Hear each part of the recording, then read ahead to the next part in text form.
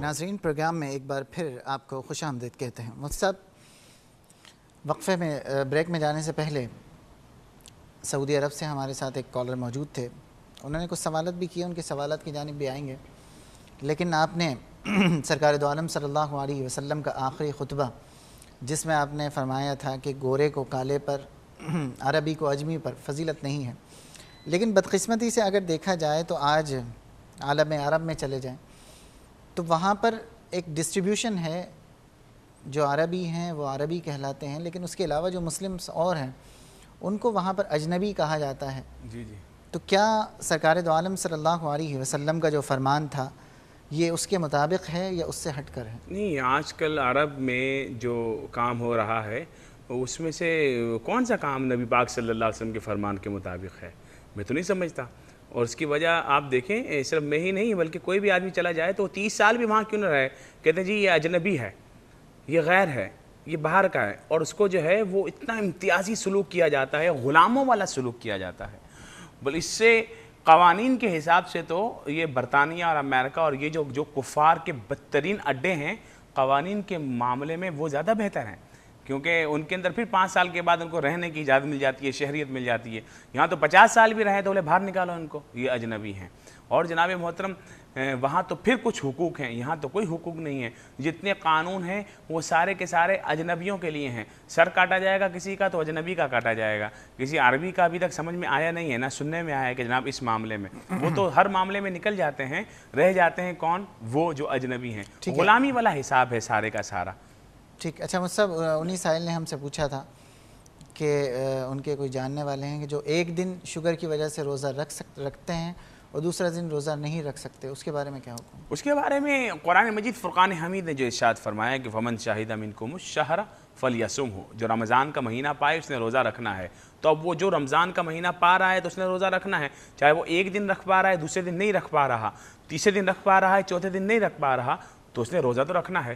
ہاں، جو نہیں رکھ پا رہا وہ اگر قرآن کی اس آیت کے معیار پر پورا اترتا ہے کہ فمن کان منکم مریضا او علی سفر فعدۃ من ایام اخر، کہ تم میں سے جو مریض ہو یا سفر میں ہو تو اس گنتی کو اگلے دنوں پوری کر لے۔ تو اگر 15 روزے یہاں رکھ پایا ہے اور پھر اس کی طبیعت 1-2 مہینے بعد سنبھلتی ہے تو ان 15 روزوں کی قضا کر لے۔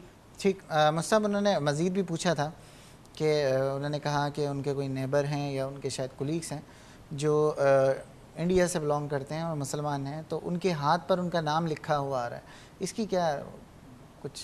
ہاتھ پر نام لکھوانا یا کہیں جسم کے اعضاء پہ نام لکھوانا یہ منع ہے، ایسا نہیں کرنا چاہیے۔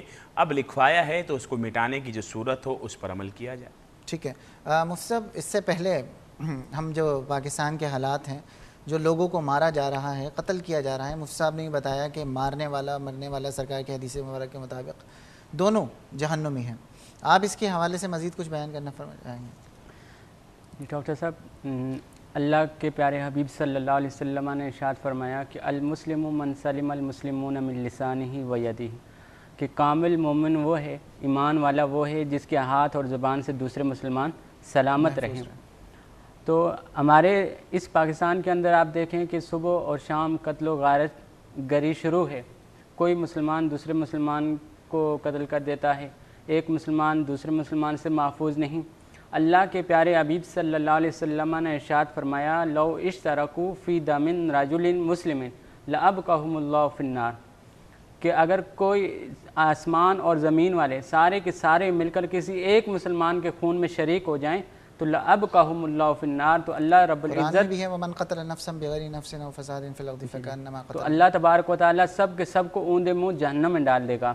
اور دوسری روایت کے اندر آیا ہے کہ حضور سید عالم صلی اللہ علیہ وسلم نے ارشاد فرمایا کہ زمین اور آسمان کا تباہ اور برباد ہو جانا یہ ہلکا ہے، یہ چھوٹا ہے اس سے کہ کسی ناحق مسلمان کو قتل کر دیا جائے۔ تو ایک مسلمان کے خون کی حرمت اللہ کے پیارے حبیب علیہ الصلوۃ والسلام نے کس قدر اس کو بیان فرمایا ہے، اور ہم نے آج اس کو اتنا ہلکا جان لیا ہے کہ آج ایک مسلمان کو قتل کرنا ہمارے لیے ایسا ہے جیسے کہ مکھی کو مارنا۔ تو اللہ تبارک و تعالیٰ کے پیارے حبیب صلی اللہ علیہ وسلم اور اللہ رب العزت نے بھی سختی کے ساتھ مسلمان کے جان مال اور عزت کی حفاظت کرنے کا دوسرے مسلمان پر لازم کیا ہے۔ تو جب ہم نے اللہ اور اس کے رسول کے احکامات کو چھوڑا تو یہ آج پھر حالات ہمارے سامنے ہیں، اور انہی حالات کے بارے میں اور انہی جو ہے واقعات میں کے بارے میں نبی کریم صلی اللہ علیہ وسلم نے 1400 سال پہلے خبر دی تھی کہ ایک زمانہ ایسا بھی آئے گا کہ لوگ ایک دوسرے کے قتل پر حریص ہو جائیں گے۔ تو فرمایا تھا کہ جو قتل ہونے والا اور قتل کرنے والا دونوں جو ہے جہنمی ہو جائیں گے، دونوں جہنم میں جائیں گے۔ تو یہ بھی ایک قیامت کی ایک علامت تھی جو آقا کریم علیہ الصلوۃ والسلام نے 1400 سال پہلے بیان فرما دی۔ ٹھیک ہے مفتی صاحب، اسٹریٹ کرائم کا نام دے دیا جاتا ہے، لوگ موبائل کے پیچھے ایک دوسرے کو مار دیتے ہیں، بائک کے پیچھے مار دیتے ہیں، گاڑی کی وجہ سے مار دیتے ہیں، یا کچھ اماؤنٹ بینک سے لے کر نکلتے ہیں اس کی وجہ سے مار دیتے ہیں۔ تو انسان کی جان اتنی سستی ہے کہ ایک موبائل کے پیچھے کسی کو مار دینا یا کچھ اماؤنٹ کے پیچھے کسی کو مار دینا، قرآن و حدیث اس کے بارے میں کیا کہتا ہے؟ جیسا کہ مفتی صاحب نے کہا اور قرآن مجید فرقان حمید نے بھی ارشاد فرمایا کہ قتل کا بدلہ قتل ہے، آزاد کے بدلے میں آزاد، کان کے بدلے میں کان، آنکھ کے بدلے میں آنکھ۔ اور یہ جو فرمایا، اور اس کے بعد جب آپ یہ کہیں کہ کیا اتنا ہلکا ہے کہ ایک موبائل کے بدلے میں ایک 200 روپے کے لیے کسی مسلمان کی جان لے لی جائے۔ اور ایک واقعہ تو ایسا بھی ہوا کہ کوئی کسی کو لوٹنے کے لیے آیا اور جناب اس نے کہا کہ ہیں تمہارے پاس کوئی چیز ہی نہیں ہے، تم نے ہمارا ٹائم ضائع کیا، اس کو گولی مار دی۔ اللہ، تم غریب ہو، اس کو گولی مار دی۔ یہ اتنا ہلکا لے لینا، احادیث میں تو یہ ہے کہ اگر زمین و آسمان والے سب کے سب کسی ایک کے قتل میں شامل ہو جائیں، اللہ تعالیٰ سب کو جہنم میں ڈال دے۔ اور کسی ایک انسان کو بچانا، پوری انسانیت کو ومن بچانا، احیاها فکانما احیا الناس۔ پوری انسانیت کو بچانا ہلکا نہیں ہے۔ قرآن و حدیث نے جان سے بڑھ کر کوئی چیز کی اہمیت نہیں فرمائی، مگر آج ہمارے نزدیک یہ واقعی بڑی ہلکی چیز بن گئی ہے۔ مصعب، ایک دور وہ تھا کہ جب غزوہ احد تھا، حضرت امیر حمزہ رضی اللہ تعالیٰ عنہ کے جو جسم ہے ان کے اعضاء کی بے حرمتی کی گئی، اور اگر آپ پاکستان کے حالات کو دیکھیں تو کبھی آپ کو ڈرل کی ہوئی لاش برآمد ملتی ہے، کبھی سر کاٹ دیا جاتا ہے، کبھی کان اڑا دیے جاتے ہیں، کبھی ہاتھ کاٹ دیے جاتے ہیں، عجیب و غریب۔ یعنی ایک 10 کلو کی بوری میں ایک پورا انسان کٹنگ کر کے باقاعدہ اس کو جو ہے وہ پیک کر کے باقاعدہ روڈوں پر پھینک دیا جاتا ہے۔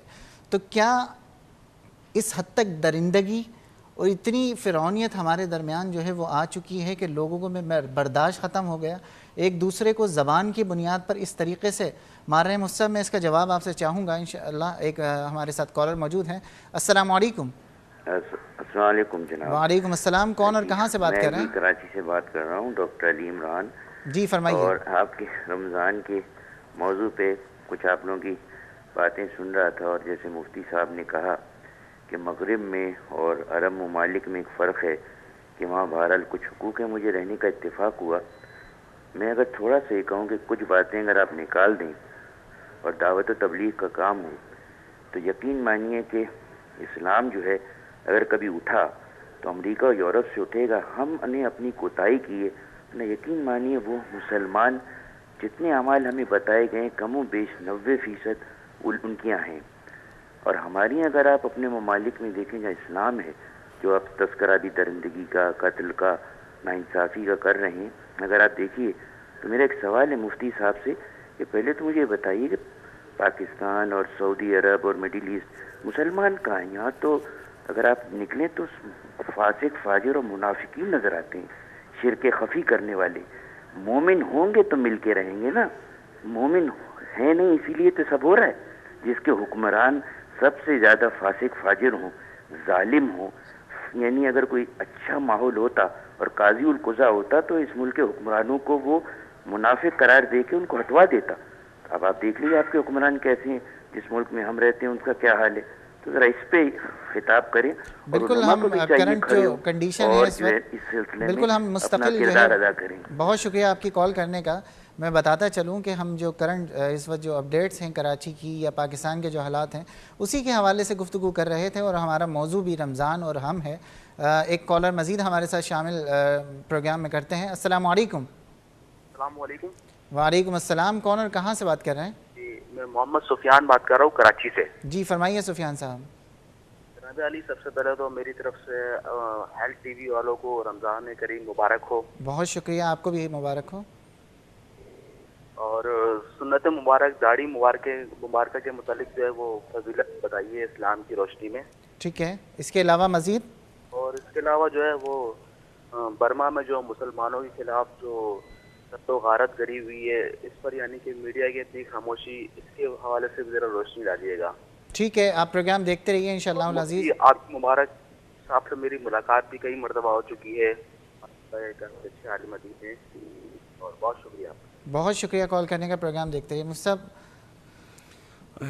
کالر سے پہلے میں نے سوال آپ سے پوچھا تھا کہ جو انسان کے اعضاء کو کاٹ کر باقاعدہ پھینک دیا جاتا ہے اس طرح، تو قرآن و حدیث کیا کہتی ہے اس حوالے سے؟ قرآن مجید فرقان حمید تو یہ فرماتا ہے، اور احادیث طیبات میں رسول اللہ صلی اللہ علیہ وسلم کی تعلیمات تو یہ ہیں کہ جب مسلمان کہیں قبضہ کر لیں نا، کفار کی فوج پر غالب آ جائیں، تو چند اصول طے کیے. ایک، ان کے گھروں کو آگ نہ لگانا، ان کے کھیتوں کو آگ نہ لگانا، ان کی عبادت گاہوں کو نہ گرانا، اور خبردار اگر جو تم سے لڑنے کے لیے نہ آئیں ان سے لڑنا نہیں، اور جو تم سے لڑنے کے لیے آئیں ان کو اس طرح نہ مارنا کہ ان کا مسئلہ ہو، ان کا مسئلہ نہ کرنا. لڑنے والے باغی کافروں کو بھی اسلام نے یہ تحفظ دیا ہے کہ ان کو جب مارا جائے تو مسئلہ نہ کیا جائے. کیا ہے مسئلہ؟ یہی کان، یہ چیزیں کاٹ دینا، یہ ان کو تحفظ دیا ہے. اور آج ہمارے مسلمان، نام کے مسلمان کہلانے والے مسلمانوں کے ساتھ یہ کریں. مصطب، آپ اگر یوٹیوب پہ چلے جائیں اور باقاعدہ وہاں پر ویڈیوز موجود ہیں بہت ساری، تو اس میں باقاعدہ جو مارنے والے ہیں وہ بھی حالت روزہ میں ہیں، اور جن کو مارا جا رہا ہے وہ بھی روزے میں ہیں. وہ ان سے پناہ مانگ رہے ہیں اور وہ کہہ رہے ہیں کہ افطار ہو جائے اس کے بعد تمہارا فیصلہ کریں گے باقاعدہ. جی ہاں بالکل، پاکستان میں کراچی کے حالات کی میں آپ کو بتا رہا ہوں. لاسٹ ایئر جو رمضان المبارک میں قتل و غارت ہوا تو باقاعدہ اس کی ویڈیوز موجود ہیں، اور باقاعدہ جو مار رہے ہیں لوگ وہ بھی روزے میں، جو مر رہے ہیں وہ بھی روزے میں ہیں. تو روزے کی حالت میں یہ عمل ہو رہا ہے. کس بات کا روزہ؟ جن کا دین ہی نہ ہو تو روزہ کیسا؟ یعنی کسی مسلمان کے قتل کو جو حلال کرے گا وہ تو مسلمان ہی نہیں ہے، کیونکہ جس نے اللہ کے کیے ہوئے حرام کو حلال کیا اس کا دین تو اسے چلا گیا. اور کسی مسلمان کو قتل 3 وجہ کے علاوہ کرنا تو حرام ہے. نمبر 1 شادی شدہ زانی، نمبر 2 مرتد، اور نمبر 3 جس نے کسی کو قتل کیا ہو. اور یہ فیصلہ کون کرے گا؟ حاکم اسلام کرے گا.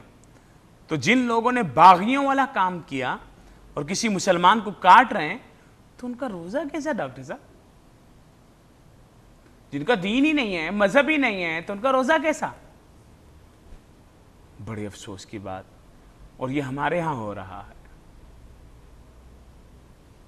اللہ تعالیٰ عز و جل رحم فرمائے ہماری قوم. ٹھیک ناظرین، اس کے ساتھ ہی ہمارے پروگرام کا وقت ختم ہوا. انشاءاللہ العزیز زندگی رہی تو کل سحری کے وقت آپ سے پھر ملاقات ہوگی. اپنے میزبان ڈاکٹر حافظ ریحان مصطفیٰ راٹھور کو اجازت دیجیے. اپنا خیال رکھیے گا. فی امان اللہ. اللہ حافظ.